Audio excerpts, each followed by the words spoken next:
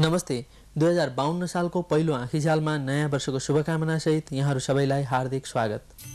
यहाँहरूलाई अवगत नै छ, हामीले आँखीझ्याल मार्फत वातावरण, दिगो विकास, समाज र संस्कृतिसित सम्बन्धित विविध पक्ष र सन्दर्भहरूलाई अघि बढाउँदै आएका छौँ। हाम्रो उद्देश्य मुलुकको वातावरण, प्राकृतिक तथा सांस्कृतिक सम्पदाहरू, जनस्वास्थ्य तथा सार्वजनिक महत्त्वका अन्य विषयहरूमाथि सार्वजनिक छलफलको सुरुवात गर्ने हो। हामीलाई लाग्छ गएको 1 वर्षको अवधिमा हामी हाम्रो लक्ष्य अनुसार नै अघि बढिरहेका छौँ। आज हामी सर्वप्रथम काठमाडौँमा मासिँदै गरेका खुला क्षेत्रहरूका बारेमा एउटा रिपोर्ट प्रस्तुत गर्दैछौँ। त्यसपछि हामी हालै काठमाडौँमा सम्पन्न पुष्प प्रदर्शनीका बारेमा एउटा छोटो सामग्री प्रस्तुत गर्नेछौँ। काठमाडौँमा भिड छ, हल्ला छ, धुवाँ छ र धुलो छ। कला र संस्कृतिको अनुपम सङ्गम मानिने यस उपत्यकाले आफ्नो प्राचीन गौरव गुमाउँदै गइरहेको छ र यसले एउटा आधुनिक राजधानी सहरको स्वरूप पनि ग्रहण गर्न सकेको छैन। किन यस्तो भइरहेको छ त? यसका अनेक कारणमध्ये एउटा यस सहरको अनियोजित विस्तार, यहाँका महत्त्वपूर्ण सांस्कृतिक सम्पदा तथा खुला ठाउँहरूको अतिक्रमण पनि हो। प्रस्तुत छ हस्त गुरुङको रिपोर्ट।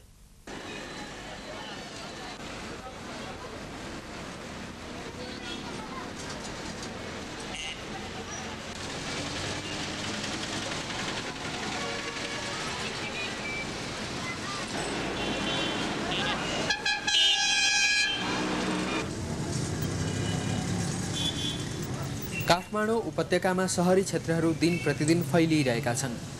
यहाँ ठुला ठुला घरहरू बनिरहेका छन्, तर पनि यी सहरी क्षेत्रहरूको विकास झुप्रे बस्ती वा स्लम एरियाको भन्दा गतिलो किसिमको छैन। यहाँ पुराना क्षेत्रमा शताब्दीौँदेखिका धार्मिक, सांस्कृतिक, पुरातात्विक महत्त्वका स्मारकहरू र खुला क्षेत्रहरू मिचिरहेका छन्। नयाँ आवास क्षेत्रमा पनि एउटा सभ्य सहरलाई चाहिने खुला क्षेत्रको न्यूनतम व्यवस्था पनि गरिएको छैन। काठमाडौँ उपत्यकालाई यस्तो साँघुरो र उकुस-मुकुस बनाएको यहीँका बासिन्दाहरूले हो। केही दशक यता यहाँ सार्वजनिक जमिन मिचेर घर बनाउने होडबाजी चलेको छ।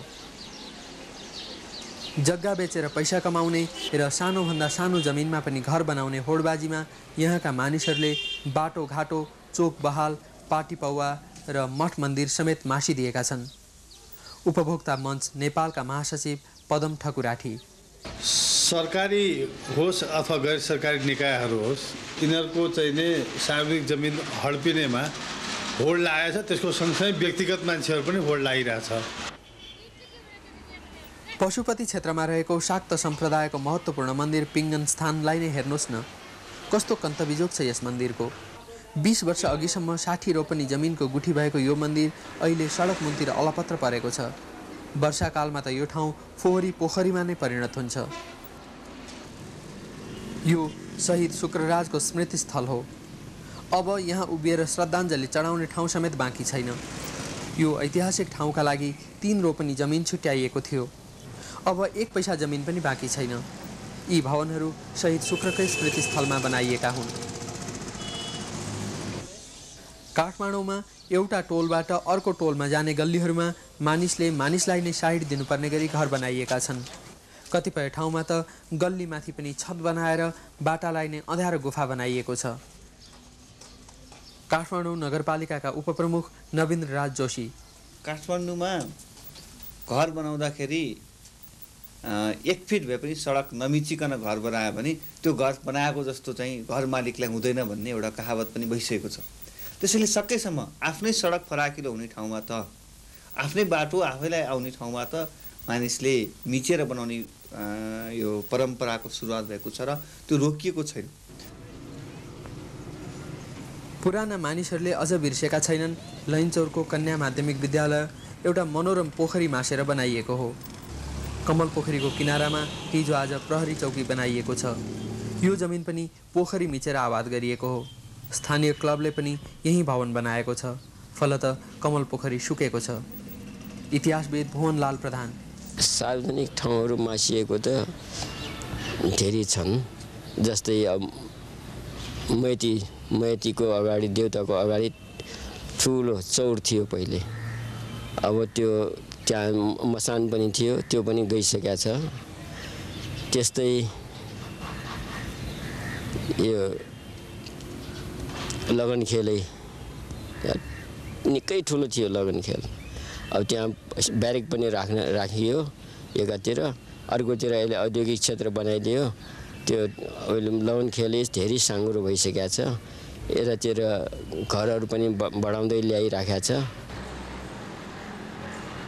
केही वर्ष अघिसम्म बाल उद्यान निर्माण स्थलको पाटी टाँगिएका ठाउँमा आजभोलि ललितपुर नगरपालिकाको भवन बनेको छ। अब यहाँ बालबालिकाहरू छिर्न समेत पाउँदैनन्। फेरि पदम ठकुराठी, जसले के चाहिँ संरक्षण गर्नुपर्ने हो तिनै निकायहरू पनि के चाहिँ यस सार्वजनिक स्थानहरू चाहिँ मिचिरहेका छन्। जस्तो तपाईँले पाटनको के चाहिँ नगरपालिकाको भवन हेर्नुभयो भने त्यहाँ के चाहिँ पहिला उद्यान थियो। पाटन नगरपालिकाले अन्त कहीँ पनि घर जग्गा किनेर पनि बनाउन सक्थ्यो। त्यत्रो इलाकाभरिमा एउटा सानो भएको उद्यानै मिचेर के चाहिँ भवन बनाउनु पर्ने स्थिति पनि थिएन। त्यस्तै भक्तपुर नगरपालिका भवन ऐतिहासिक ठन्टु दरबारको बगैँचा मासेर बनाइएको हो। भक्तपुरका सांस्कृतिक सम्पदाविद लीलाभक्त मुनकमी, नगरपालिका आज बसेको थन्टु दरबार हो, त्यो जितामित्र मल्लले बनाएको। त्यसैको धारा भयो, पोखरी भयो, आज चाहिँ कुन हालतमा बसिराखेको छ। तर नगरपालिकाले अहिले अलिअलि चाहिँ ध्यान दिएर त्यो मर्मत गराउँदैछ। एउटा तर्क हुन सक्छ, केही पनि नमासिकन त केही पनि त बनाउन सकिँदैन। हो, राजधानी सहरलाई चाहिने संरचनाहरू तयार गर्न धेरै जमिन चाहिन्छ, तर त्यसका लागि महत्त्वपूर्ण सम्पदा र खुला क्षेत्रहरू मास्नु चाहिँ हुँदैन। एउटा सहरमा खुला क्षेत्रहरू किन चाहिन्छन्? विश्वको अन्य भागमा हेर्ने हो भने शहरीकरणको प्रक्रियामा खुला स्थल चाहिने सेन्ट्रल गभर्मेन्टले अथवा लोकल गभर्मेन्टले त्यसलाई क्रिएट गर्छ, किन्छ अथवा एक्वायर गरेर सृजना गर्छ र जनघनत्वसँग त्यसको एउटा चाहिने सर्टेन स्पेसिफिक रिलेसनसिप हुन्छ, एउटा निश्चित रिलेसनसिप हुन्छ। त्यो भन्नाले म के सङ्केत गर्न चाहन्छु भने एउटा सानो आँकडा लिने हो भने जस्तै कि चाहिने 1000 जनसङ्ख्याको लागि कुनै स्तरमा क्षेत्रमा चाहिने छ भने त्यहाँ झन्डै 20 रोप्ने जग्गा जस्तो 20-25 रोप्ने जग्गा जस्तो खुला स्थल भइदिएमा त्यो 1000 जनसङ्ख्याको चाहिने स्वास्थ्य, तिनीहरूको चाहिने धार्मिक सांस्कृतिक पक्षलाई त्यसले चाहिने राम्रोसँग चाहिने लिन सक्छ, त्यो सुविधा पुर्याउन सक्छ। ऐतिहासिक इच्छुमती खोलाको अहिले अत्तो पत्तो छैन। यी सबै भवनहरू टुकुचा खोला र त्यसको किनारामा रहेका पुरातात्विक महत्त्वका मन्दिरहरू मिचेर बनाइएका हुन्। टुकुचा खोलामाथि नै बनेको यो ठुलो भवन कुनै बेला अति विशिष्ट पदमा रहेका एकजना कर्मचारीको हो। यो मन्दिर मास्ने र टुकुचा खोलामा जग हालेर घर ठड्याउने मानिसहरू पनि ठुला ठुला ओहदामा बसिसकेका छन्। उच्च ओहदामा पुगेकै अवस्थामा उनीहरूले यी जमिन ओगटेका हुन्। यहाँका चाहिँ सरकारी उच्च ओहदामा बसेका मान्छेहरू त्यो उच्च ओहदामा बसेकै कारणले सार्वजनिक जग्गा हडप्ने काममा पनि सक्रिय भएर लागिरहेछन्। यो त खोजकै विषय छ। निरीह मानिसहरूले मिच्न सक्ने कुरा, उनीहरूको आँट पनि छैन, मिच्न सक्ने पनि होइन। जग्गा मिचेको त यो सत्तामा बस्ने शक्ति सम्पन्न मानिसहरूले नै जग्गा मिचेर घर बनाएको देखिन्छ। जस्तो कि अब टुकुचाकै माथि स्ल्याब बनाएर, टुकुचा खोलाको माथि स्ल्याबले छोपेर त्यहाँ छेउछेउमा घर अग्ला अग्ला बनाउनेहरू एकदमै सम्पन्न र शक्तिमा बस्ने, सत्तामा बस्ने मानिसहरूकै हुन्। राणा शासनकालमा दमकलमा पानी भर्न भनेर हरि शमशेरले बनाइदिएको यस पोखरीमा अहिले लहरै घरको जग हालिएको छ। जुद्ध बारुण यन्त्रका सुपरिन्टेन्डेन्ट, हामीसित पोखरी छैन। जुन ठाउँमा, जुन टोलमा छ ती पोखरीहरू कुनै पुरिसके, कुनै त्यसमा भवनहरू बनिसके, ती पोखरीहरू छैनन्। जस्तो हरिशमशेरको क्याम्पा, जस्तो यो क्षेत्रपाटीको चाहिने पोखरी, अब यस्ता ठाउँ ठुल्ठुला पोखरीहरू थिए। यी पोखरीहरू पुरिएर अहिले हरिशमशेर क्याम्पामा हेर्नुहोस् भवन बनाइरहे, गगनानसित भवन बनाइरहेको छ। अब अहिले हामीलाई चाहिने यो काठमाडौँभरि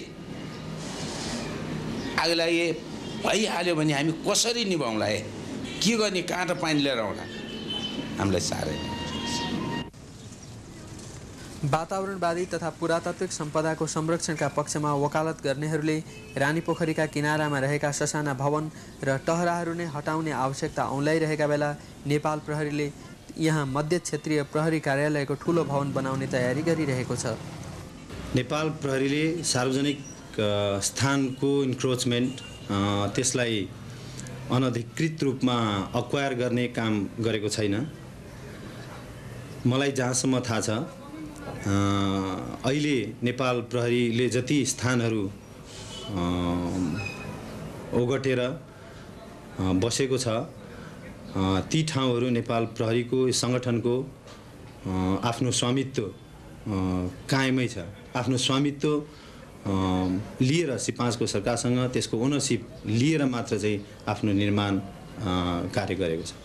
उहाँहरूले अस्ति यो नक्सा पेश गर्नुभएको छ यहाँ नगरपालिकामा र नगरपालिकाको बोर्डमा कुरा उठेपछि त्यो नक्सालाई अहिले बोर्डमा राख्नु भनेर बोर्डबाट माग पनि भएको छ र हामी आफ्नो प्रोसेसन जान्छौँ। बोर्डले यदि दिनुहोस् भन्यो भने दिने हो, नदिनुहोस् भने नदिने हो। जनताको कुरा पनि अवश्य पनि हामी बोर्डका सबै साथीहरूले सुन्छौँ। तर एउटा समस्या के भइदियो भने अब हेर्नुहोस् अहिले बनिरहेको छ हामीले रोक भनेर लेख्ने कसलाई, रोकिदियो भनेर लेख्ने कसलाई। हाम्रो प्रहरीसँग त तपाईँको एउटा लट्ठी पनि चाहिँ भनौँ न त्यो गरेर रोक्नुहोस् भन्यो। हामीले जब नमानिसकेपछि अन्तिममा लेख्ने हामीले पुलिस फोर्सलाई, किनभने हाम्रो सुरक्षा नगरपालिकाको नियम ऐन कानुनलाई कसैले मानेन भने त्यसलाई मान्न लगाउन सक्ने एउटा चाहिँ फोर्सको रूपमा चाहिँ पुलिस हो। अब स्वयं पुलिसले नै यदि बनाएको छ भने अहिले रोक्ने भनेर भन्ने कति कुराहरू मसित अहिले धेरै वातावरणविदहरूले मलाई फोन गर्नु, मलाई खुसी पनि लागेको छ कि यत्रो कन्सियसनेस बढाएको छ। वास्तवमा हेर्नुहोस् चेतना चाहिँ एकदम बढाएको छ। म त्यो कुरामा बहुत खुसी छु र म उहाँहरूप्रति एकदम हृदयदेखि नै धन्यवाद पनि दिन चाहन्छु। सबै सार्वजनिक जग्गाहरू, सबै खाली जग्गाहरू घर बनाउन योग्य नहुन सक्छन्। त्यो दृष्टिकोणले चाहिँ हेर्नुपर्छ र पुलिसले आफूलाई यहाँको समाजको भावनासँग, समाजका विभिन्न पक्षहरूसँग अर्थात् यो सांस्कृतिक ऐतिहासिक धरोहरसँग पुलिसले आफूलाई बिल्कुलै अलग राखेर हामी खालि शान्ति सुरक्षाको कुरा अथवा हामी चाहिँ अर्कै पक्षको हौँ भन्ने किसिमले चाहिँ लानु ठिक होइन जस्तो लाग्छ मलाई। र अहिले देखिन्छ रानीपोखरीको डिलमा उसले घर बनाउनु जरुरी छैन भन्ने कुरा केले प्रश्न पार्छ भने उसले महेन्द्र पुलिस क्लबको पछाडि आफ्नो घर भाडामा लगाएर भाडा वसुल गरिराखेको छ। त्यसैबाट पनि पुष्टि गर्छ उसलाई जरुरी छैन भन्ने कुरा।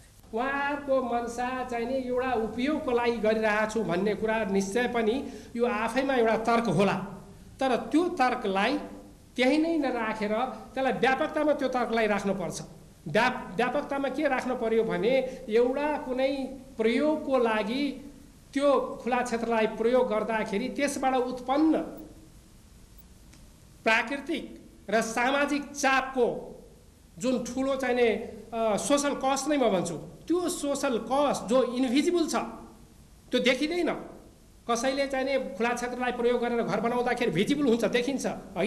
तर त्यो क्षेत्रको अतिक्रमण हुँदाखेरि अथवा प्रयोग अर्कोतिर चाहिने जाँदाखेरि के हुन्छ भने त्यो इन्भिजिबल कस्ट हो र त्यो इन्भिजिबल कस्ट चाहिने हेल्थ कस्टको रूपमा, सोसल कस्टको रूपमा या हाम्रो प्राकृतिक सम्पदाको कस्टको रूपमा यिनीहरूलाई कस्टिङ गर्ने हो भने त्यो कस्ट चाहिने समाजको लागि बहुतै महँगो कस्ट हो र समाजले त्यसलाई नजरअन्दाज गर्नु हुँदैन।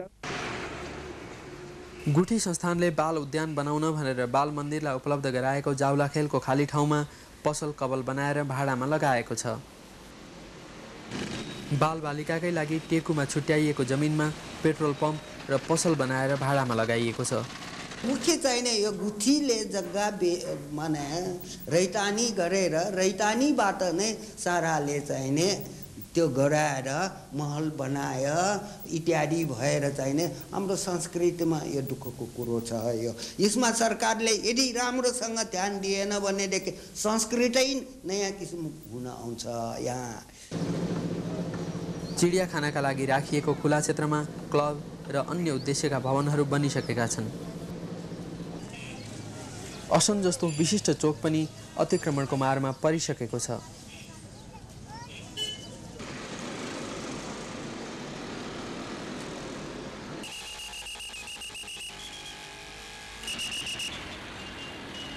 अहिले काठमाडौँ शहरमा जुन किसिमले सवारी साधनहरूको वृद्धि भएको छ त्यसलाई हेर्दा डेफिनेटली हाम्रो पार्किङको स्थिति राम्रो छैन र पर्याप्त छैन।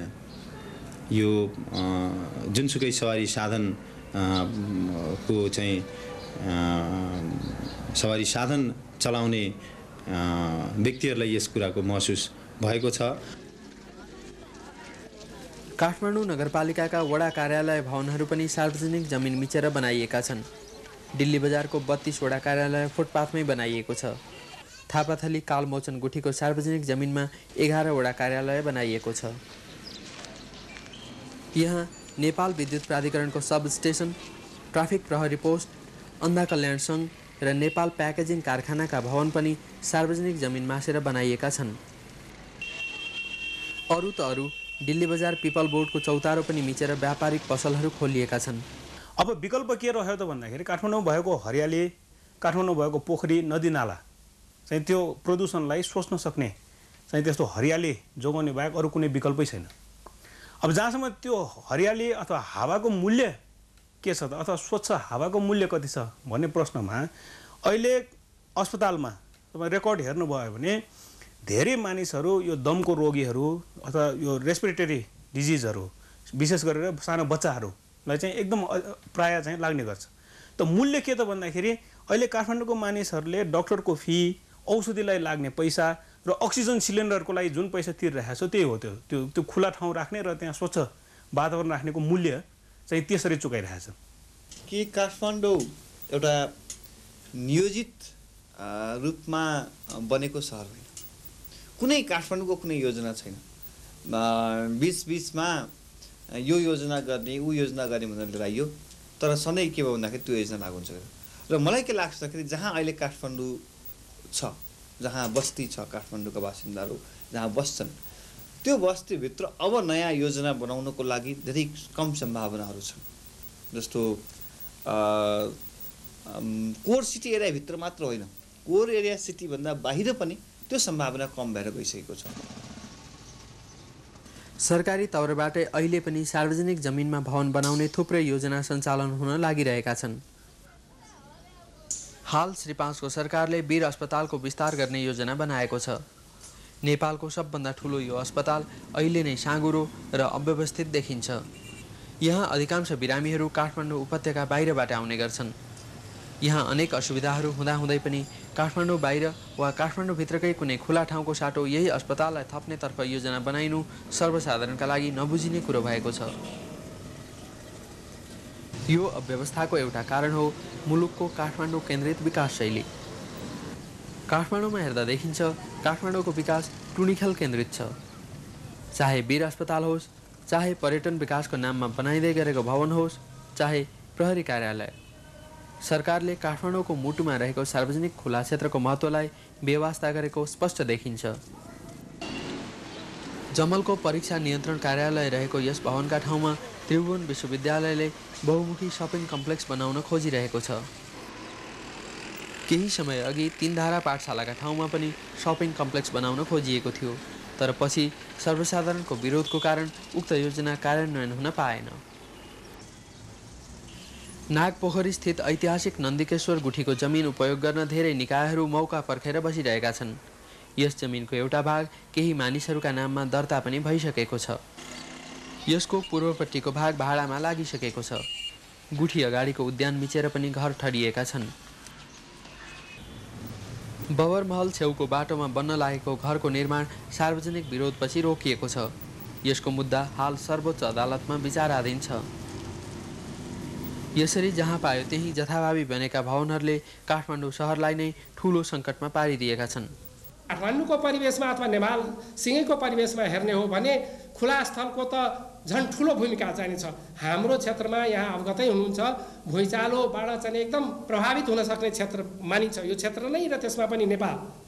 र त्यस्तो स्थितिमा चाहिँ प्राकृतिक विपदा आएको स्थितिमा परापूर्वज समयमा त चाहिने विभिन्न खुला स्थलहरू चाहिने थियो। तर अहिले के हुँदैछ भने यी खुला स्थलहरू त हामीले व्यक्तिले अथवा संस्थागत हिसाबले होस् अथवा सरकारी स्तरमा नै हो किन नहोस्, त्यसमाथिको अतिक्रमण हुन गएको छ। रिसेन्टली नै जुन डेभलप भएको छ विभिन्न स्थानहरूमा, जस्तो बानेश्वर जस्तो ठाउँ भनौँ, त्यहाँ भर्खरै निर्माणको चाहिँ कामहरू भइराखिरहेको छ। त्यस्ता ठाउँहरूमा नि एउटा नेपाल प्रहरीलाई यो सार्वजनिक सुविधा पुर्याउने कुरामा, सार्वजनिक सेवा पुर्याउने कुरोमा, दैवी प्रकोपहरूको आगलागी जस्ता कुराहरूमा चाहिँ दमकलहरू पुर्याउने कुराहरूमा भयो, यो हामीलाई डेफिनेटली यसले अप्ठ्यारो छ। अब अहिले नयाँ बस्तीहरूमा एकदम कम एकदम सानो बाटो छ। त्यो सानो बाटोहरू हुँदाखेरि चाहिँ नि हामी त्यस ठाउँमा चाहिँ नि नयाँ बस्तीहरूमा चाहिँ नि जान अलिक मुस्किल पर्छ। यो 21 वडामा गोफलमा त्यहाँ चाहिँ 2टा घर जल्यो जहाँ कि दमकल जान सकेन कि जब कि त्यहाँ यदि अलिकति पहिले त्यहाँ चाहिँ प्लान गरिदिएको भए सायद त्यहाँ दमकल जान सक्ने सम्भावना, त्यहाँ चाहिँ घर चाहिँ बस्थ्यो। अब त्यो कुराको रियलाइजेसन चाहिँ जनतामा भयो भने मलाई लाग्छ भविष्य भन्छ। उपत्यकाका सार्वजनिक जमिनहरू श्री 5 को सरकार र गुठी संस्थान अन्तर्गत छन्। त्यसैकारण यी जमिन बेवारिसे पनि भएका छन्। श्री 5 को सरकारको आवास मन्त्रालय, शहरी विकास विभाग, नगर विकास समिति तथा भूमि सुधार मन्त्रालय अन्तर्गतका मालपोत कार्यालय, नापी विभाग आदिले सार्वजनिक जमिनको संरक्षण होइन, भोग चलन गराउने काम गरिरहेको देखिन्छ। अब प्रश्न उठ्छ, सार्वजनिक जमिनमा भएको अतिक्रमण रोक्ने निकाय कुन हो त? सार्वजनिक स्थलहरूको सुरक्षाको निम्ति जिम्मेवार श्री 5 को सरकारको तर्फबाट अरू नै निकाय छ, जस्तो गुठी संस्थानहरू भए, मालपोत कार्यालय। सार्वजनिक स्थल कुनै अमुक स्थान छ कि छैन, त्यो हो कि होइन भन्ने कुरो नेपाल प्रहरीले सिधै त्यो जान्ने स्थिति हुन्न। हामीले अब के बुझ्नु पर्यो भनेदेखि काठमाडौँको स्रोत चाहिँ 20 वर्ष अगाडि अथवा 30 वर्ष अगाडि जति असीमित रूपमा चाहिँ हामीले हेर्नु हुँदैन कि स्रोत एकदम सीमित छ र त्यो सीमित स्रोतलाई चाहिँ हामीले कसरी प्रयोग गर्नुपर्छ भनेर हामीले सोच्नुपर्छ। त्यसको लागि चाहिँ पहिलो कुरा मेरो विचारमा विकल्प रूपमा के सोच्नुपर्छ भनेदेखि जुन पुलिससँग अहिले भएको इन्फ्रास्ट्रक्चर जति छ त्यसको चाहिँ आफ्नो अहिले जुन उहाँहरूको आवश्यकता हो त्यो परिपूर्तिको लागि चाहिँ कसरी सबभन्दा राम्रो किसिमबाट प्रयोग गर्न सकिन्छ। अहिले भएकै इन्फ्रास्ट्रक्चर मतलब इन्फ्रास्ट्रक्चर नबढाइकन त्यो चाहिँ सोचाइ हुनैपर्छ।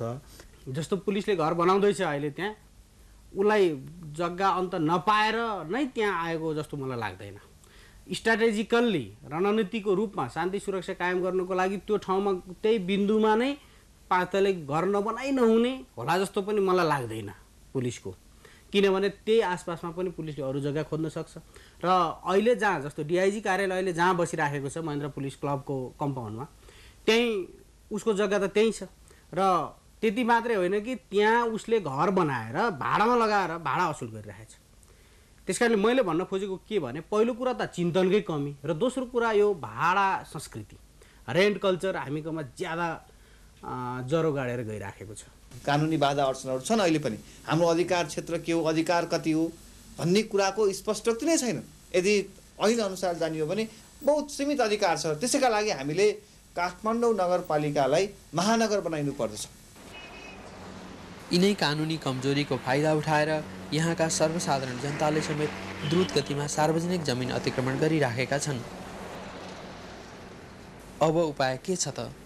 समग्रतामा विभिन्न निकायहरूको एउटा कटिबद्ध भएको र पूर्व नियोजित र सोचिएको हिसाबले एउटा सिंगल प्याकेजको हिसाबले एउटा कारक तत्त्व चाहिने नगर विकास अथवा शहरी विकास विभाग भए तापनि उहाँहरू त कारक तत्त्व मात्रै हुनुभयो, तर उहाँहरूलाई सघाउ दिनुपर्ने अन्य निकायहरूले आफ्नै हिसाबले चलेर चाहिने यो शहरीकरण प्रक्रिया चल्दैन।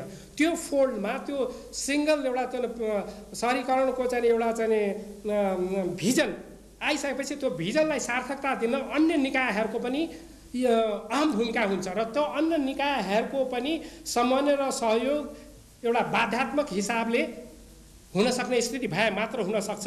नभए चाहिँ हामी आइसोलेटेडमा काम गरिरहेका हुन्छौँ र आइसोलेटेडमा काम गरिएको कहिले पनि सफलताको द्योतक हुँदैन। मलाई त के लाग्छ भने व्यक्ति होस् अथवा सार्वजनिक संस्था होस्, यिनीहरूले यस किसिमको क्रियाकलापहरू गर्छन् भने यिनीहरूलाई कुनै न कुनै रूपबाट दण्डित गर्ने व्यवस्था चाहिँ हुनुपर्छ। काठमाडौँमा खुला ठाउँहरू मासिरहेका छन् र यसका अनेक कारण छन्, तर काठमाडौँवासीहरूको प्रकृति प्रेममा भने कुनै कमी आएको छैन। यसको एउटा प्रमाण हालै आयोजित पुष्प प्रदर्शनी पनि हो। प्रस्तुत छ एउटा सामग्री। प्राकृतिक विविधतामा अत्यन्तै धनी नेपालमा विविध फूल पाइन्छन्। फूल स्वदेशमा मात्र होइन विदेशमा समेत बिक्री गरेर राम्रैसँग जीविकोपार्जन गर्न सकिन्छ। फूलको व्यवसायबाट पैसा कमाइने मात्र होइन वातावरण संरक्षणमा पनि केही हदसम्म योगदान पुग्छ। यही कुरालाई प्रचार गर्न गत हप्ता फ्लोरिकल्चर एसोसिएसनले फूल सम्बन्धी व्यापार मेलाको आयोजना गर्यो। व्यापार मेलाका रूपमा आयोजित यो प्रदर्शनीमा फूलका विविध पक्षबारे जानकारी गराइएको थियो। प्रदर्शनी आयोजन संयोजक रिन्जिन योन्जन। अहिले काठमाडौँमा जति बढ्दो पोल्युसनको समस्या बढिरहेछ, हामी सबैले सोच्छौँ कि त्यो टेम्पोको धुवा र बसको धुवाले मात्रै हामीले पोल्युसन बढिरहेछ भन्छौँ। तर मलाई लाग्छ कि हरेकले आफ्नो घरमा एउटा सानो गमला मात्रै राखेर भए पनि, अलिकति हरियाली मात्रै राखेर भए पनि, अलिकति आफ्नै घरको आँगन वरिपरि अलिकति वातावरण बनायौँ भने र हरेक घरमा त्यसरी बनायौँ भने त हामीले गभर्मेन्टको मुख ताक्नै पर्दैन। नेपालबाट निकै ठुलो परिमाणमा फूल निर्यात हुने गरेको छ। नेपालले अन्तर्राष्ट्रिय बजारमा प्रतिस्पर्धा गर्न सक्छ त? फ्लोरिकल्चर एसोसिएसन नेपालका अध्यक्ष सुरेश भक्त श्रेष्ठ। हाम्रो देशमा भेजिटेसन चाहिँ यति धेरै छन् कि हाम्रो देशमा के बिरुवाहरू कहाँ के पाइन्छ भन्ने अहिलेसम्म कसैलाई पनि थाहा छैन। त्यसमा हामीले अलिकति रिसर्च गरेर कुनै त्यो मार्केटेबल प्लान्ट्सहरू आइडेन्टिफाई गर्न सक्यौँ भने र त्यसमा अलिकति त्यसको कल्चरल प्र्याक्टिसहरू हामीले डेभलप गर्न सक्यौँ भने त्यसको राम्रो मार्केट हुनसक्ने सम्भावना छ र हामीलाई त्यसमा कसैले पनि कम्पिट गर्न सक्ला जस्तो चाहिँ लागेको छैन। प्रदर्शनीमा राखिएका 19वटा स्टलबाट फूल प्रदर्शन तथा बिक्री पनि गरिएको थियो। 3 दिनसम्म चलेको यो प्रदर्शनीबाट दिनको सरदर 2 लाख रुपियाँ बराबरको फूल बिक्री गरियो। फूल व्यवसायी राजेन्द्र राई। हामीले यहाँ विशेष 2-3 प्रकारको प्रडक्ट राखेछौँ। एउटा चाहिँ हाउस प्लान्ट, अर्नामेन्टल प्लान्ट्समा छ, घरभित्र राखिने। अनि दोस्रो चाहिँ यो बगैँचामा लाउने फुलहरू, फुल्ने फुलहरू, सिजनल प्लान्ट्सहरू। अनि अरू चाहिँ तपाईँ कट फ्लावर, यो गमला भासमा भर्नेहरू त्यसो राखेका छौँ। यसका साथै आजको आँखीझाल यतिमै सकिन्छ। 15 दिनपछि फेरि विविध सामग्रीहरू लिएर आउनेछौँ। तबसम्मका लागि बिदा चाहन्छौँ। शुभरात्रि।